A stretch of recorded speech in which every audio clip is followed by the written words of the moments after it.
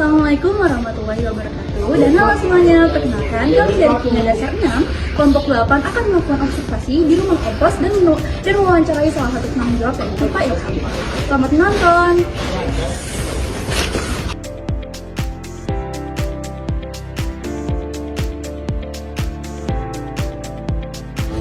Temanya ada salah satunya pupuk kompos kan. Mungkin ya bisa diceritain gitu proses pembuatan pupuk kompos ini. Oke, di area kompos ini dibawa Direktorat Logistik Keamanan Ketertiban Lingkungan, yang mana DLKKL ini punya retori di luar area gedung. Jadi sampah-sampah organik yang ada di luar gedung itu tinggal diambil di sini, gitu. Terus dipilah di sana dan digiling di sini, gitu sih.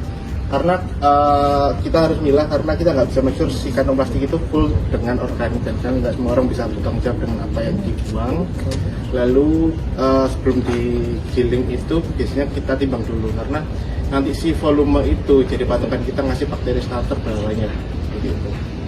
Nanti baru digiling dimasukkan ke beberapa kotak kayak gini satu. Jadi kalau yang ini tuh baru 2 minggu, yang itu 3 minggu, tapi nanti dicampur lagi ke sini karena kemarin mau dipakai kan. Jadi ini yang belum dipakai sama sekali.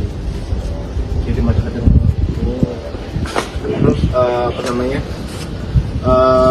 Habis dimasukkan kayak ini dikasih bakteri starter pakai E4 dengan rasio 1:1/10, 1 E4 dengan 1 molase. Molasenya tuh bisa macam-macam, dia tuh sumber glukos yang bisa dari banyak source, bisa dari tebu, bisa dari gula merah, nasi bekas, macam-macam. Terus hulunya ini air buat pengecer. Lalu ditutup dengan terpal kayak ini, kita tunggu selama sebulan. Tapi nanti per minggunya tetap kita buka buat pantau si kelembabannya, sama buat rilis si gas metan. Karena ketika ditutup kan ada reaksi anaerob di dalam tuh. Reaksi anaerob itu punya side product yaitu gas metan sama panas. Ketika gas panas sama metannya itu nggak dibuka, nggak dirilis, itu nanti akan bikin si cacahannya malah racun dan bersifat asam gitu. Jadi nggak baik buat si tanaman itu. Makanya harus kita rilis setiap minggunya. Nanti di akhir bulan, di minggu 4 biasanya, ketika dia karakteristiknya itu udah sangat-sangat mendekati dengan tanah, di mana dia warnanya itu udah cepat kehitaman, terus udah nggak bau, di mana metan itu pasti bau, terus udah nggak panas, terus dipegang tuh udah nggak gumpal, berarti dia udah matang gitu. Didistribusikan untuk UNER kampusnya atau sampai kampus dulu?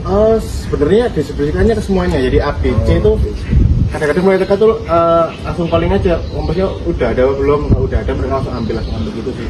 Jadi kita hampir nggak pernah ngirim, tapi mereka langsung ambil ke sini gitu. Karena emang kebutuhan kompos di UNER itu sebenarnya kan agak sangat banyak, karena emang tamannya banyak banget gitu sih.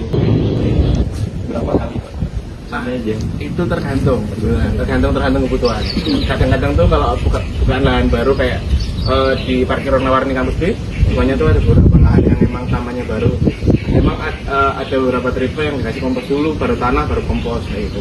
Jadi emang kita harus make sure si tanahnya tuh nutrisi banget baru ditanemin kayak gitu. Berhubung ini terbatas, dan kalau UNER beli langsung itu emang agak lama prosesnya, karena bukan pengajuan dananya itu agak panjang gitu sih. Jadi kita nunggu ada problem dulu baru beli. Konsepnya rumah pengolahan ini termasuk rumah plastik, rumah smelter itu adalah UNER ini pengen sustain masalah sampah. Jadi UNER ini menghasilkan sampah, UNER ini mengolah sampah dan ambil hasilnya gitu. Karena emang UNER sedang itu beberapa peringatan yang masalah SDGs loh. Jadi beberapa indikatornya masalah bagaimana suatu organisasi itu manajemen sampah yang dihasilkan kayak gitu sih.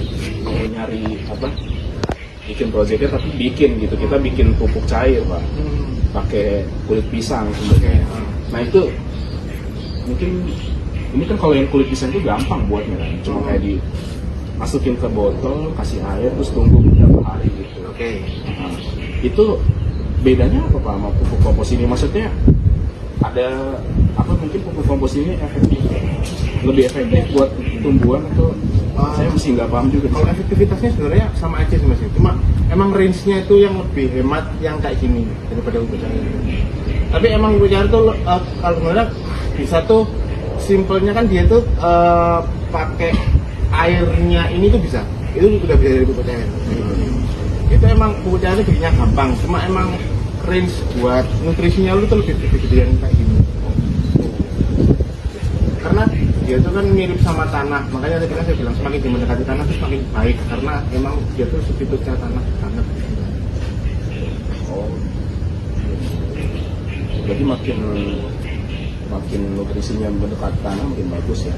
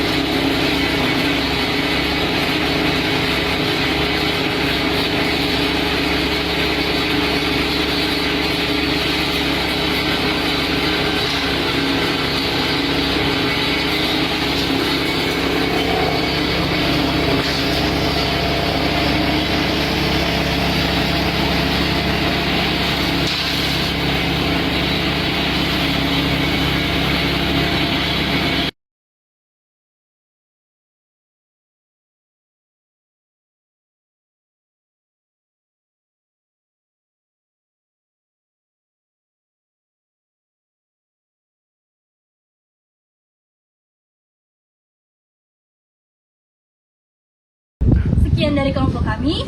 Terima kasih.